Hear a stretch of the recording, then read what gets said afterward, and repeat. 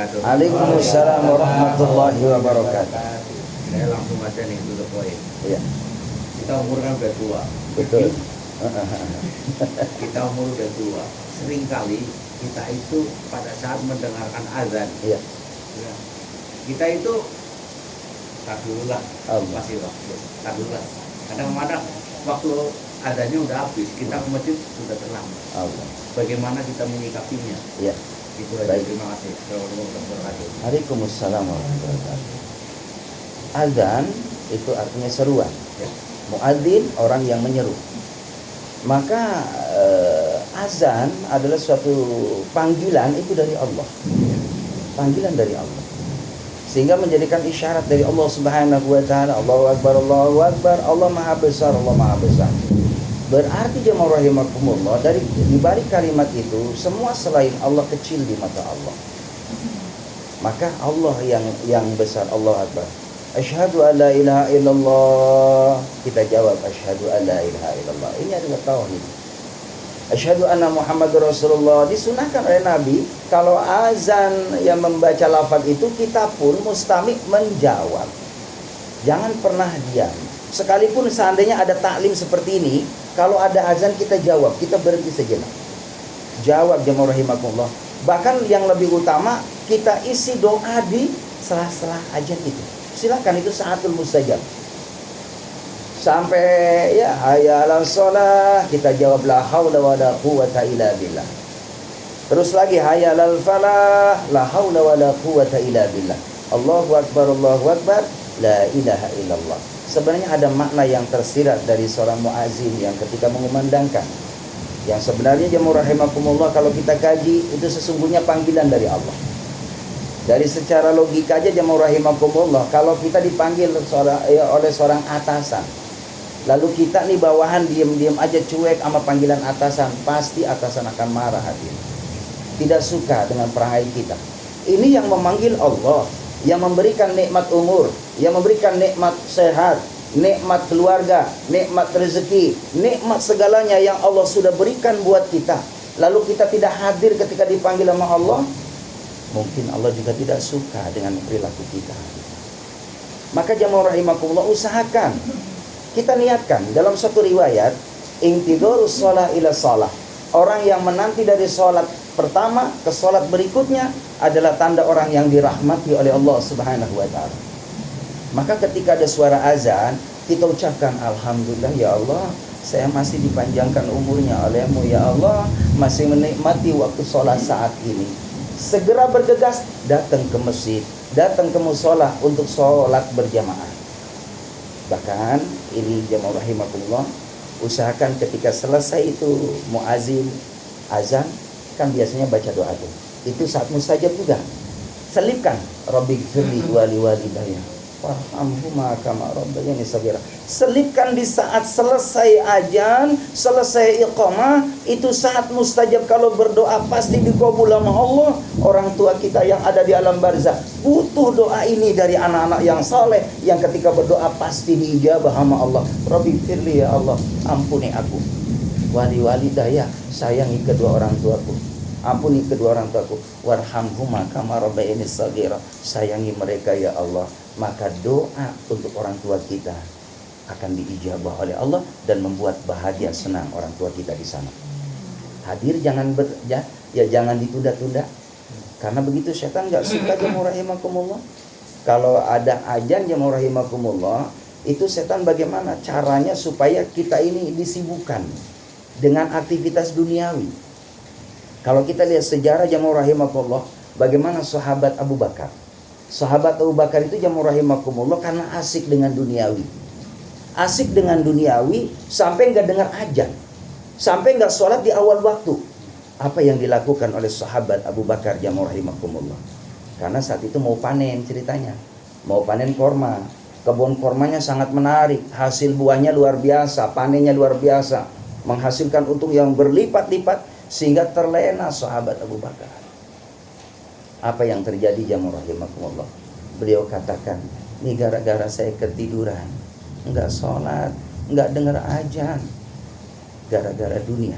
Saat ini nanti ketika aku panen korma, besok pagi saya jual, hasilnya saya serahkan buat hamba Allah Subhanahu wa ta'ala, kepada fakir miskin. Saya tidak mengambil secuil pun, karena saya saat itu lupa kepada Allah Subhanahu wa ta'ala. Maka artinya hadirin, jangan pernah mengabaikan daripada seruan Allah, karena itu adalah suatu berharga dari kita semua, dari Allah buat kita semua. Begitu ya Pak? Baik, Paham Gus? insya Allah. Aduh, sini Mas. Ya, silakan. Kalau ngantuk lu sini. Iya. Ibu-ibu silakan, monggo ya. Waalaikumsalam. Mana kiatnya kita untuk kita menerima atau ridho dengan takdir yang Allahu Allah Akbar. berikan, Ya. dan berusaha untuk berlapang dada. Ya. Ya. Baik, makasih.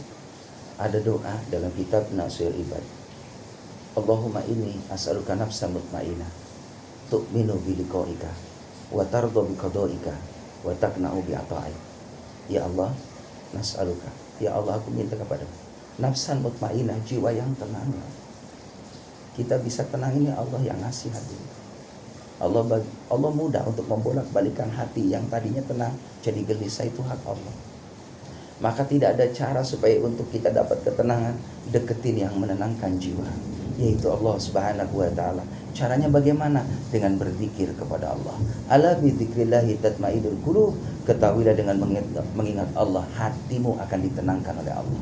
Silakan baca istighfar boleh, baca ya subhanallah boleh, alhamdulillah boleh, Allahu akbar boleh, la ilaha illallah boleh, atau Allah. Itu akan bisa menenangkan jiwa kita. Jamaah yang dimuliakan oleh Allah Subhanahu wa ta'ala, nafsan mutmainah tu'minu biliqa'ika. Ini kiat bagaimana supaya dapat ketenangan dari Allah Subhanahu wa ta'ala, supaya ketika mendapatkan ujian dari Allah, kita tidak mudah keluh kesah. Maka tu'minu biliqa'ika, saya beriman ya Allah di saat aku nanti suatu saat akan berjumpa denganmu ya Allah. Wa tarda biqada'ika, aku ridho atas ketetapanmu ya Allah. Wa taqna'u bi'ata'ik, aku terima apa yang kau kasih ya Allah. Maka ini hadirin yang kita minta sama Allah. Karena setiap manusia, mohon maaf, cerita hidup berbeda-beda. Ada yang diuji oleh Allah Subhanahu wa ta'ala karena ekonominya. Kadangkala ekonominya mapan hadirin, diuji oleh Allah Subhanahu wa ta'ala dirinya. Dia dikasih sakit oleh Allah Subhanahu wa ta'ala. Kadang istrinya yang sehat, Allah suaminya yang sakit. Kadang suami istri sehat, anak yang sakit. Suami, istri, anak semua sehat, ada orang tua yang sakit atau mertua yang sakit. Ini ujian dari Allah. Enggak ada orang yang lepas dari ujian dari Allah. Supaya apa? Supaya nanti manusia tadi sadar bahwa tidak punya kekuatan apapun manusia kalau Allah kasih hadirin. Maka jamaah yang dimuliakan oleh Allah Subhanahu wa ta'ala, caranya bagaimana kiatnya supaya tadi ketika diuji oleh Allah kita jadi orang yang sabar. Lihat ke bawah, banyak orang yang berat ujiannya ketimbang kita. Mohon maaf, saya sering kali melihat tayangan-tayangan di YouTube yang menggugah, ya, supaya kita benar-benar merasa ternasehati dari apa yang kita lihat. Suatu ketika jamaah rahimakumullah, ada seorang masih muda, dia kurang lebih hampir 10 tahunan rumah tangga sampai belum punya anak. Apa yang ketika ditanyakan oleh seorang ya diwawancarai, dia punya suntikan hadirin, mohon maaf 3 sebesar ini, berapa senti? Itu ada 3. Ketika ditanya, ini bekas apa Pak? Ini bekas suntikan sebelum saya dicuci darah. Berapa lama Bapak dicuci darah? Ratusan. Tidak hanya 10, puluhan, ratusan. Tapi tadi Allah pasangkan istri yang benar-benar sabar. Sampai saya udah katakan kepada istri saya, kalau memang gak sabar mah boleh, silakan, gak apa-apa. Mungkin Mama pengen hidup senang sama ya kan yang lain. Papa seperti ini, Papa ridho dalam kondisi seperti ini. Dan saya selalu minta sama Allah, ya Allah, berikan kemampuan saya menjadi orang yang sabar, sabrun jamil, sabar yang benar-benar sempurna ya Allah. Dan alhamdulillah sampai saat ini saya sabar. Lihat orang-orang yang lebih sulit dari kita, orang-orang yang diuji lebih berat daripada kita, supaya kita ini menjadi orang yang terus syukur kepada Allah. Maka jamaah rahimakumullah, kita lihat ayat Allah. Inna ma'al usri yusra, fa inna ma'al usri yusra. Di balik kesulitan ada kemudahan. Kesulitan satu, kemudahan sudah menanti dua dari kesulitan. Maka tanamkan husnudzon, baik sangka kepada Allah. Di saat Allah menguji kita satu, kita dipilih layak diuji karena kita sudah kuat imannya di hadapan Allah. Karena punya iman. Lalu yang kedua, kenapa diuji? Karena memang kita bisa menjawab. Anak-anak yang sekolah jamaah rahimakumullah, itu guru akan memberikan materi sesuai dengan kemampuan murid. Kita juga sama, Allah lebih tahu kemampuan hambanya. Ini kalau dikasih ujian ini gak bakal mampu. La yukallifullahu nafsan illa wusaha. Allah tidak membebani kecuali dalam kesanggupan kita. Maka yakin kita bisa menjawab. Lalu yang ketiga, orang diuji itu karena bentuk sayangnya Allah kepada kita. Lihat sejarah bagaimana Nabi Ayub alaihissalam, beliau diuji sakit 13 tahun. Sampai habis tubuhnya, dagingnya habis.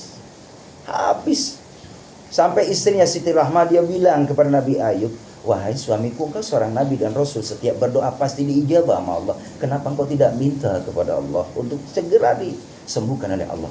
Apa jawaban Nabi Ayub alaihissalam? Wahai istriku Siti Rahmah, aku malu kepada Allah. Aku malu kepada Allah. Memang kalau saya berdoa kepada Allah pasti diijabah sama Allah. Tapi aku bayangkan berapa tahun aku menikmati rezeki dari Allah.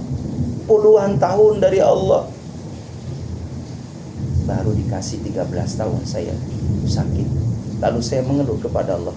Tidak layak aku ingin disebut oleh Allah menjadi orang yang sabar, yang sempurna di hadapan Allah. Menjadi orang yang dicintai sama Allah. Ketika aku tidak menerima apa yang ditetapkan oleh Allah Subhanahu wa ta'ala. Endingnya apa hadirin? Dengan kesabaran Nabi Ayub alaihissalam tadi, di balik kesulitan ada kemudahan. Kalau kita diuji sama Allah dan baik sangka kepada Allah, tidak akan diselesaikan nama Allah. Disegerakan, dipercepat. Kesulitan akan menjadi kemudahan, derita menjadi senyuman, menjadi kebahagiaan buat kita. Akhirnya Nabi Ayub alaihissalam diperintahkan oleh Allah, wahai Ayub, hentakkan kakimu. Saat itu keluar air. Apa yang dikatakan oleh Allah? Wahai Ayub, mandilah dengan air itu dan sebagian kau minum. Atas izin Allah disembuhkan oleh Allah Subhanahu wa ta'ala. Begitupun kalau kita punya penyakit, apapun bentuk penyakit, kalau Allah akan sembuhkan, mudah bagi Allah. Yang penting berdoa, bersyariat, insya Allah Allah kasih jalan kemudahan. Termasuk materi hadirin, gak usah khawatir. Kalau kita yakin nama Allah, nanti ada jalan Allah kasih kemudahan buat kita. Allah misal.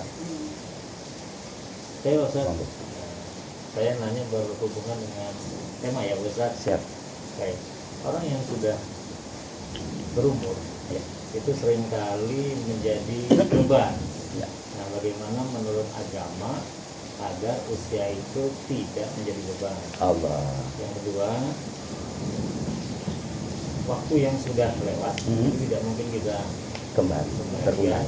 Ya. Nah, bagaimana caranya mengevaluasi yang baik menurut agama? Ya. Baik.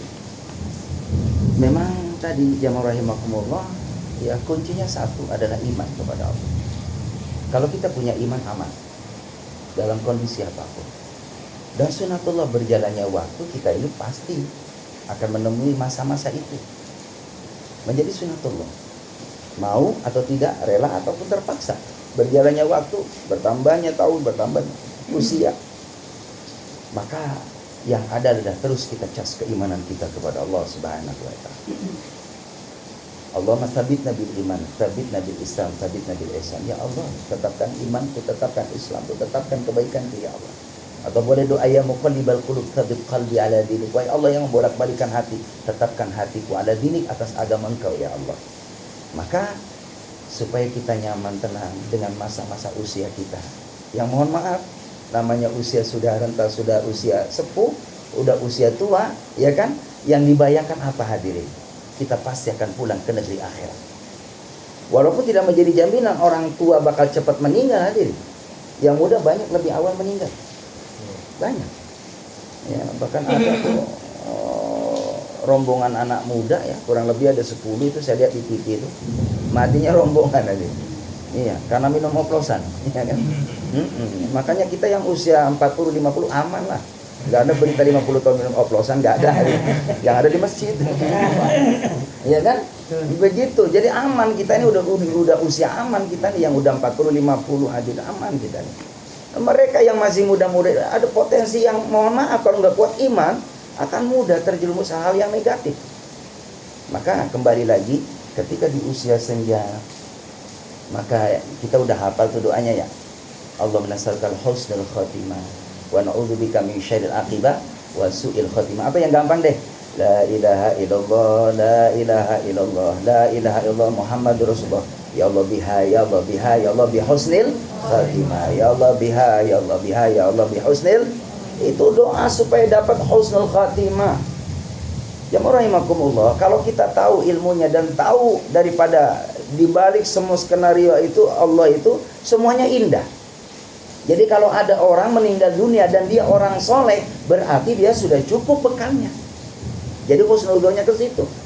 Kenapa dia lebih awal berangkat? Karena udah cukup. Begitu, udah cukup.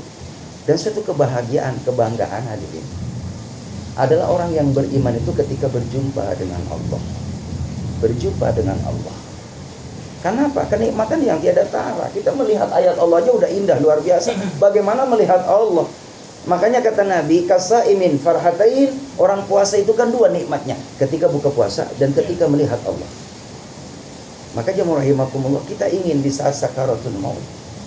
Lalu Allah Subhanahu wa taala melihat ya wa nadhuru birahmah, melihat daripada tatapan kasih sayangnya kepada hambanya tadi. Karena memang hamba tadi layak memperoleh husnul khatimah dari kesolehannya. Maka Allah panggil, ya ayyatuhan nafsul mutmainnah irji'i ila rabbiki radiyatan mardiyah. Wahai jiwa yang tenang. Jiwa yang tenang tadi adalah orang yang ahli zikir kepada Allah, orang yang selalu ingat kepada Allah Subhanahu wa taala. Maka jemaah rahimakumullah, ketika kita senantiasa di masa tuanya ingin senantiasa mendapatkan kedamaian, ketenangan, happy, asik tadi, nggak ada cara deketin Allah Subhanahu wa taala. Tidak ada kekhawatiran kecuali kita senantiasa terus ditenangkan jiwanya oleh Allah Subhanahu wa taala sampai nanti kita pun akan menghadap Allah disebut orang yang punya jiwa yang tenang. Begitu ya Pak ya? Baik. Ya. Mengenai ujian. Ujian itu datang dari Allah ya. Ya. Nah, itu artinya gini ya, itu berapa kalau saya kita mempunyai kesalahan, mempunyai dosa, itu pertanyaan pertama. Yang kedua, ujian itu kan ada tiga macam ya, Iya, bermacam-macam. Macam-macam. Nah, itu ujian atau apa namanya, teguran,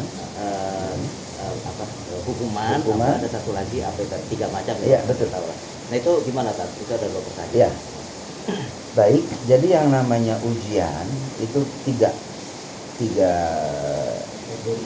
kategori. Yang pertama, ada kalanya orang yang beriman diuji. Karena apa? Supaya meningkat kualitas keimanannya di hadapan Allah. Kata Allah itu, jangan kau mudah mengucapkan iman sebelum aku uji dari keimananmu. Jadi orang yang beriman adalah ujian. Diuji sama Allah. Ketika kita sabar menghadapinya, lulus kita. Karena kita tadi bisa menjawab, punya ilmunya, ya punya jawabannya. Ya, lalu yang kedua adalah teguran. Bagi siapa? Orang yang kadang kala iman, kadang maksiat. Ini hati-hati hadirin. Kadang kita demen gitu kan ibadah, tapi juga maksiat demen. Ditegur sama Allah supaya jangan berlarut-larut dalam hal yang negatif. Karena Allah senang sama dia sebenarnya. Orang tadi itu ada iman. Karena iman itu modal. Ayo segera fafirulallah, kembali lagi ke Allah, jangan terusin. Takut nanti di saat kau melakukan keasikan dalam maksiat, Allah tetapkan di saat itu saat tahun yang terakhir buat kita. Kan kita nggak tahu. Saat bulan yang terakhir, saat minggu yang terakhir, saat hari yang terakhir. Maka ditegur sama Allah. Makanya di saat ditegur kita kembali lagi ya Allah. Astagfirullahaladzim ya Allah. Kembali lagi kepada Allah dan terus kita berbuat baik-baik. Kembali kepada Allah saudara. Lalu yang ketiga adalah merupakan tadi azab. Siksaan bagi siapa? Orang yang gak punya iman kepada Allah. Orang yang gak punya iman itu gak ada toleransi dari Allah. Kalau Allah sudah marah kepada hamba tadi, apalagi ada ulama di situ, dia sudah memberikan wejangan tapi tidak direspon, itu Allah turunkan itu bala. Mohon maaf, menurut survei penelitian di mana-mana, kalau ada musibah biasanya kaitannya tadi dengan orang yang melakukan pelanggaran di hadapan Allah. Itu pasti. Adanya kemaksiatan, udah ditegur sama ulama, masih juga asik maksiat, ada bala di sana. Tapi azab bentuknya. Begitu. Nah, kita nih Yakin bahwa kita ketika dihadirkan suatu kesulitan, itu adalah ujian buat kita. Yang tahu adalah diri kita. Tapi kita ya kadang baik, kadang tidak baik. Yang tahu diri kita. Oh, ini teguran dari Allah. Segera kita ucapkan alhamdulillah ya Allah, makasih aku diingatkan oleh-Mu ya Allah. Begitu. Biasanya orang kalau dipilih begitu, Pak. Jadi ketika berbuat maksiat ditegur sama Allah, baru dia kembali lagi kepada Allah, minta pertolongan lagi kepada Allah, baik lagi kepada Allah. Ini yang terus makanya kita pupuk amal-amal yang baik ini sampai kita menghadap Allah. Begitu. Ya. Silakan Ibu, satu lagi bonus ya, 5. Ya, ganjil Bu, ganjil.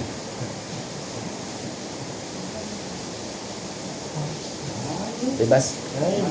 Ya, silakan. Ya, monggo. Waalaikumsalam warahmatullahi wabarakatuh. Naik. Allahu Akbar. Gimana Pak caranya supaya iman kita selalu naik terus? Bisa turun gitu. Ya, begini. Jadi itu imanakum biqauli la ilaha illallah. Perbaharui imanmu dengan kalimat la ilaha illallah. Afdhalul dzikri fa'lam annahu la ilaha illallah. Sebaik-baik zikir adalah kalimat la ilaha illallah. Kalimat la ilaha illallah ketika ditimbang dunia beserta isinya, maka kalimat itu akan mengunggulkan daripada dunia beserta isinya. Bahkan nanti di akhirat kalau ada hatinya kalimat la ilaha illallah, itulah yang menyelamatkan kita dari siksa nerakanya Allah. Maka caranya adalah al-iman yazid, iman itu naik dengan apa? Bitaat, dengan taat kita terus. Al-iman yangkus, iman turun bil maksiat, karena maksiat. Maksiat lisan, hati-hati tadi saya katakan di mukadimah di awal tadi. Jangan-jangan karena ngomongin orang itulah kita malas ibadah kepada Allah. Jangan-jangan karena kita ngelihat asik matanya diumbar maksiat, itulah yang membuat malas ibadah kepada Allah. Begitupun hal-hal yang lainnya, termasuk kaitan qalbu kita. Qalbu kita, di antaranya ada sombong, ada ria, ada hasad, ya kan, ada dengki, ada ujub dan lain sebagainya. Tapi semuanya itu menghambat kesolehan kita di hadapan Allah Subhanahu wa taala. Begitu ya, Bu. Jadi terus dicas.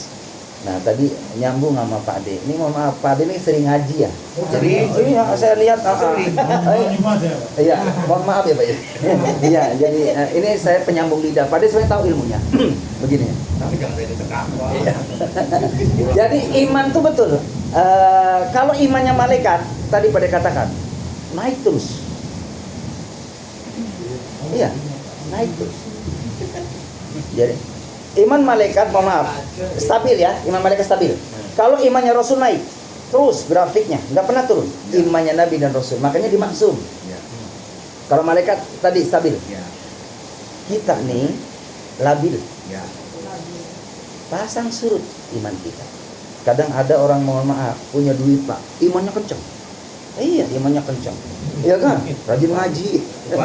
Iya, ada juga kebalikannya. Nomor 2, giliran nggak punya duit, wah datang ke pengajian kali gitu kan, dari asbab dapat kebaikan. Sebab saya ketemu langsung Pak De sama orang, saya nanya nih, Pok, kenapa jarang ke majelis taklim, Pok? Nggak punya beras Ustaz. Jadi alasan karena nggak punya materi. Giliran punya duit cuma ngomong, ya kan? Rajin dia. Nggak punya duit diuji sama Allah tadi, dia malas-malas ibadah. Nih, yang model begini kita tepis. Punya duit nggak punya duit ya tetap kita istiqomah ibadah. Justru di saat kita dapat kesulitan, lebih kencang lagi mintanya sama Allah. Lebih kencang lagi.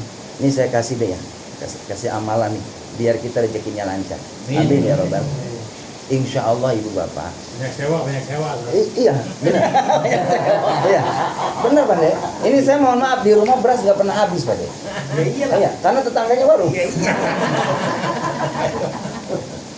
Iya, habis ngambil lagi, habis ngambil. Urusan belakangan. Jadi ada amalan supaya kita rezekinya mudah. Satu, sebenarnya sederhana. Kalau kita amalin, masya Allah barokah. Pertama, Ibu Bapak mohon maaf, kalau masuk rumah biasain assalamualaikum. Itu biasain tuh. Ada orang, nggak ada orang, tetap assalamualaikum. Karena tetap dijawab oleh malaikat di rumah. Bukankah di rumah kita ada jin? Ada jin juga. Di dalam kamar mandi itu ada minal jinnati wanas. Ada jin laki-laki dan jin perempuan. Makanya satu, jangan lama-lama di jin. Jangan lama-lama di jin. Iya benar juga kan? Jangan lama-lama sama jin. Jangan lama-lama sama jin. Jin tuh paling seneng kalau ada orang lama-lama di kamar mandi. Demen banget. Nih, jamaah rahimakumullah. Tadi tuh, hati-hati ya. Makanya kenapa Allahumma inni a'udzubika minal khubusi wal khaba'is. Aku berlindung ya Allah dari jin laki-laki dan perempuan. Karena ternyata jin tuh sukanya di kamar mandi, berlama-lama di situ. Ntar kapan-kapan saya terangin tempatnya di mana aja jin. Ya. Iya, satu di antaranya. Minal jinnati tadi apa? Minal khubusi wal khaba'is, dari jin laki-laki dan perempuan. Tempatnya di kamar mandi. Makanya kamar mandi itu bersih.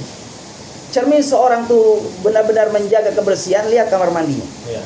Kalau kamar mandinya bersih berarti dia benar-benar menjaga kebersihan. Kamar mandi aja bagus, bersih. Begitu.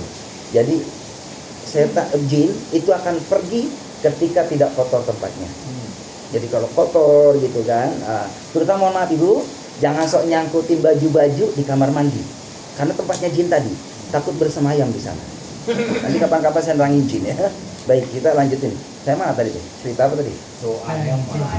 Doa apa tuh? Oh iya nih, salam. Assalamualaikum. Masuk assalamualaikum, iya kan? Satu assalamualaikum, waalaikumsalam. Nggak ada, dijawab oleh kita. Waalaikumsalam warahmatullahi wabarakatuh. Jawab aja sama kita. Waalaikumsalam warahmatullahi wabarakatuh. Yang kedua salawat. Allahumma shalli ala sayyidina Muhammad wa ala ali sayyidina Muhammad. Lalu ketiga, baca ayat kursi. Masuk rumah, keluar rumah, ayat kursi. Itu biasain. Kata Nabi, barang siapa yang memberi salam, baca sholawat, baca ayat kursi, maka rumah itu bakal dicukupi rezekinya, tidak bakal fakir selamanya. Tidak akan fakir selamanya. Dan mohon maaf, saya sudah ngamali. Alhamdulillah, barokallah. Allah kasih rezeki dari arah yang. Jadi pakai stiker ya, Bapak? boleh. Assalamualaikum. Iya, biar ingat boleh buat jadi patokan kita ya. Ya, assalamualaikum. Boleh langsung. Ya, ibu jawab belum sana, bukan lo. Jawab, ibu itu kan doa. Doa gitu. Enggak ada orang aja assalamualaikum apalagi ada istrinya. Waalaikumsalam wabarakatuh gitu kan. Masuk kalau jawabannya nggak dikunci. Ya kurang tepat.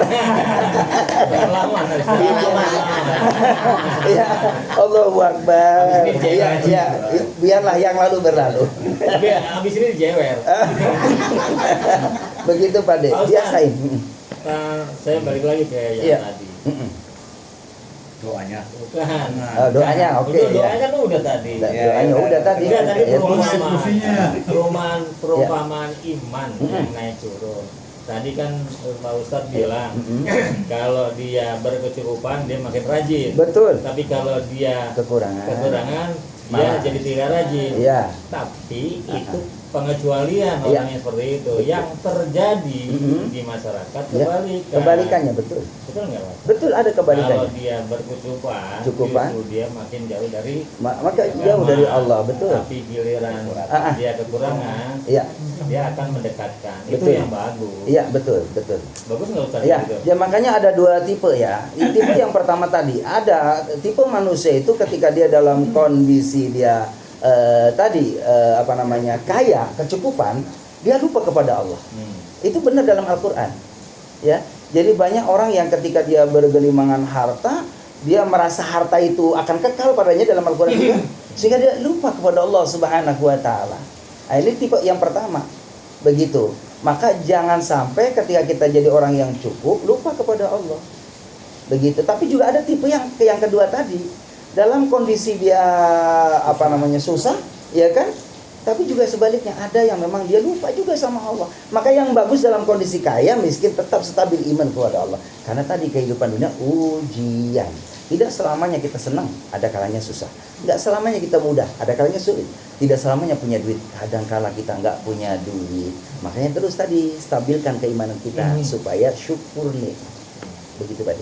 Nah, bagaimana cara kita bersyukur kepada Allah selain mengucapkan alhamdulillah. Ya. Alhamdulillah kan singkat ya, ya gampang. Singkat. Ya, betul. Gampang ya. Teorinya. Tapi kan seringkali manusia itu susah. Betul. Nah, ada cara lain Ustaz. Cara lain ya. Menurut agama. Ya, baik.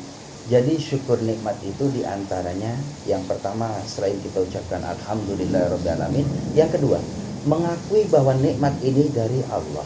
Wa ma bikum min nikmatin fa minallah. Apapun yang kau peroleh itu dari Allah. Kita lahir ini la ta'lamuna syai'a, enggak punya ilmu, enggak punya harta benda, dalam kondisi mohon maaf uryanun, miskin kita. Lalu difasilitasi sama Allah, dicukupi kebutuhan hidupnya sama Allah. Dari kamu, mohon maaf, tadi kamu dalam kondisi uryanun, telanjang, siapa yang nutupin auratmu, kata Allah. Kamu dulu dalam kondisi nggak punya apa-apa, rumah nggak punya, dulu ngontrak, sekarang dikasih tempat tinggal, siapa yang ngasih kemudahan? Dulu kamu sendiri dikasih pasangan, siapa yang ngasih? Dulu kamu ya kan berdua dikasih yang namanya keturunan, terus semuanya proses-proses dari semua kebutuhan dipenuhi sama Allah. Lalu fabi ayyi ala'i rabbikuma tukadziban, dari nikmat Tuhan mana lagi yang kamu ingkari, yang kamu dustakan? Enggak pantas begitu. Makanya Nabi suatu ketika ditanya oleh Siti Aisyah, Nabi itu kalau malam mohon maaf sedikit tidurnya. Beliau mempercepat tidur karena malam bangun. Padahal Nabi masuk surga dijamin oleh Allah dan pemberi syafaat dunia akhirat. Tapi kenapa beliau malam hari habis buat sujud? Rukunnya Rasulullah itu sama dengan sujudnya. Dari ba'da Isya, ya pokoknya orang tidur, Nabi udah mulai start tahajud sampai menjelang subuh. Maka Siti Aisyah ketika bangun, Nabi masih dalam kondisi berdiri. Siti Aisyah bangun lagi tidur, Nabi dalam kondisi ruku, dalam kondisi sujud. Ditanya sama Siti Aisyah, ya Rasulullah, bukankah engkau adalah manusia yang dimaksum oleh Allah, yang dijamin masuk surganya sama Allah? Kenapa engkau rajin ibadah, wahai Rasulullah, banyak sholatmu di hadapan Allah? Afala akunu abdan syakura, apa enggak pantas aku menjadi orang yang bersyukur sama Allah? Jadi bentuk ibadah itu bentuk syukur sama Allah. Kita sholat, alhamdulillah, bentuk syukur. Kita sodako, infak, bentuk syukur. Kita bakti sama orang tua, bentuk syukur. Kita baik dengan sesama, itu bentuk syukur kepada Allah. Begitu baik. Masih ada lagi? Boleh? Selama masih gerimis ada. Ngobrol. Udah ini mah, udah saya repot ini. Ya, udah repot urusannya. Tentang komedi nih. Iya, siap Pak De. Siap Pak De. Serius. Ini terjadi di lingkungan ya pada umumnya di masyarakat kita. Iya, betul. Kita kan kadang-kadang sama tetangga suka pelet. Allah. Masalah sepele aja Betul. jadi pelet. Iya. Ya masalah bukan ya nggak dibesar-besarin, dipikirin kadang-kadang gini. Allah. Timbulnya Iya. paling ya Iya. Jauh. rapiin, apa Betul. gimana. Nah sekarang di Islam itu kalau kita nggak berteguran 3 hari aja kan Iya. ibadah kita nggak diterima. Enggak diterima sama Allah. Ustaz tuh. Iya. Sekarang bagaimana Tat, antara tetangga misalkan Iya. saling gol gitu kan, kita udah nasihatin misalkan supaya teguran, tapi saling gengsi biasa kalau Iya, gitu ya. biasa. Nah sekarang gitu kan kita berharap dengan pengajian gini Amin. hati kita sama-sama nyatu. Amin ya Allah. Itulah ada Amin. kompleks, Insyaallah. kita istilahnya berbesar hati gitu. Iya. Jadi sama ada tetangga yang kira-kira nggak nggak teguran. Kadang-kadang gini Tat, Pertanyaannya apa? dengar dulu. Iya. Lanjut. Kadang-kadang gini Tat ya. Iya. Istilahnya katanya seolah-olah nggak musuhan gitu ya. Iya. Tapi teguran nggak mau. Kalau ada saling satu menghindar, Iya. misalnya gitu ya. Iya. Nah itu menurut hukum Islam, kalau begitu aja gimana? Udah dosa nggak? Pahalanya hilang nggak selama kita pahala sholat kita gitu? Iya, baik. Memang dalam suatu riwayat, Biasanya Iya. di hari nggak teguran. baik. Ya. Dalam suatu riwayat begini. Tapi orangnya nggak ada lagi. Kalau ada tolong kasih tahu. Oh, Bapak. Iya. Tolong maafkan, Pak. Jadi begini. Baik tanya aja. Itu satu riwayat bahwa orang Islam itu batasnya 3 hari saling diam-diaman. Selebihnya segera minta maaf. Bahkan sebelum 3 hari usahakan hari itu kita clearkan. Jadi jangan berlama-lama, itu memutuskan rahmat dari Allah. Yang jelas kita nih yang tahu ilmu, kita sudah minta maaf kepadanya, sudah memberi maaf, gitu kan. Adapun responnya dia artinya tidak mau gitu kan. Pada kita ya udah doakan saja, doakan dan serahkan kepada Allah. Jadi orang yang baik, orang yang istimewa itu adalah orang bukan hanya berdoa untuk dirinya, tapi termasuk ada orang yang diistimewakan oleh Allah, mendapatkan ampunan oleh Allah, dan selalu dapat pertolongan Allah adalah di saat dia menjelang tidurnya, bayangkan, ya Allah, kalau saya punya dosa, punya kesalahan, ya Allah, ampuni dosa saya. Begitupun ya Allah, kalau ada orang yang mungkin dia tidak suka sama saya, dia zalim kepada saya, dia punya salah sama saya, ya Allah, ampuni dosanya ya Allah. Ini Nabi nyontohin seperti itu. Maka yang penting kita sudah mengamalkan tegur sapa tadi, gitu kan? Assalamualaikum atau apa gitu kan? Mohon maaf di saat kita ketemu. Kalau memang alhamdulillah secara dohir seandainya dia kan, ya itu kan udah salaman, tapi batinnya dia menolak, urusannya dengan Allah. Urusannya dengan Allah. Yang jelas kita sudah mengamalkan ilmu baginda Nabi kita Muhammad sallallahu alaihi wasallam, tidak ada ruginya. Begitu. Jadi yang rugi dia, yang dapat sanksi hadis tadi. Begitu. Jadi Bapak aman. Jadi bukan kita ya, Pak? Iya. Bukan Pak Adi, bukan. Bukan. Iya. Kalau bisa katanya berhenti hujan, Pak. Luar biasa. Tanda-tanda. Tanda-tanda. Ya, ya, ya. Terima kasih doanya Pak. Jadi berhenti hujannya. Ya. Ya udah ditutup Ya, dengan baik. doa, Pak Ustaz. Baik, yuk kita sama-sama berdoa. Mudah-mudahan taklim kita perdana ini senantiasa mendapatkan berkah dari Allah Subhanahu wa taala. Niatkan kita terus mencari ilmu, menuntut ilmu Allah Subhanahu wa taala, karena dari situlah kita akan dibuka oleh Allah pengetahuan-pengetahuan sehingga timbul dan menambah rasa mahabbah kepada Allah, mahabbah kepada Nabi Muhammad, sehingga kita layak mendapatkan hidayah, taufik, inayah, dan pertolongan keselamatan dunia dan akhirat. Allahumma shalli wa sallim ala Muhammadin fil awwalin wal akhirin. Wa sallim wa radiyallahu tabaraka wa ta'ala kulli sahabat rasul ajmain. Ya Allah ya rabbal alamin, alhamdulillah rabbil alamin, hamdulillah fi ni'amika fi mazidah. Ya rabbana lakal hamdu kama yanbaghi li jalali wajhikal karim wa 'azimi sultan. Allahumma ighfir lana dhunubana wa liwalidayna warhamna kama rabbayana shighara. Rabbana hab lana min azwajina wa dhurriyyatina qurrata a'yunin waj'alna lil muttaqina imama. Allahumma aghnina bil 'ilmi wa zayyinna bil hilmi wa akrimna bit taqwa wa jammilna bil 'afiyah. Rabbana atina min ladunka rahmatan wa hayyi lana min amrina rasyada. Allahumma barik lana fi Rajab wa Sya'ban wa ballighna Ramadan. Rabbana atina fid dunya hasanah fil akhirati hasanah wa qina adzabannar. Sallallahu Muhammad wa alihi ajma'in. Walhamdulillahirabbil alamin. Terima kasih. Assalamualaikum warahmatullahi wabarakatuh. Terima kasih.